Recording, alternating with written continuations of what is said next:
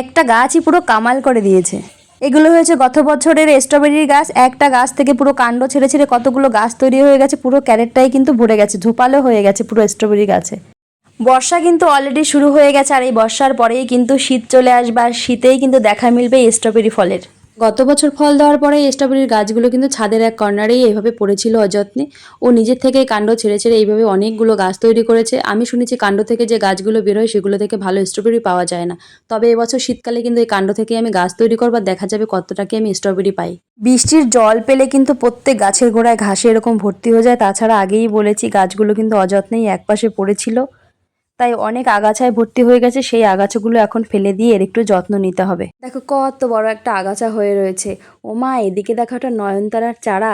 আসলে বর্ষার জল পেলে না প্রত্যেক গাছের গোড়া থেকে একটা নতুন নতুন গাছ উকি মারে। আসলে নয়নতারার যেহেতু বীজ হয় সেহেতু ছাদে অনেক জায়গায় পড়ে থাকে, আর ছাদ ঝাড় দিয়ে সমস্ত পাতা বা গুঁড়ো মাটি কিন্তু এরকম ক্যারেটের গোড়ায় গোড়ায় জমা করা হয়। সেখান থেকে বৃষ্টির জল পেয়ে কিন্তু চারা তৈরি হয়। আর দেখো ক্যারেটের ভিতরে কিন্তু উপরে লাউয়ের মাচা রয়েছে, সেখান থেকে শুকনো পাতা পড়েছে বা পাকা পাতা যা আছে আজ কিন্তু সমস্ত কিছু পরিষ্কার করে দেবো স্ট্রবেরি গাছের গোড়া থেকে। আজ তবে আসি, দেখা হবে নেক্সট ভিডিওতে। সবাই ভালো থাকবে, টাটা।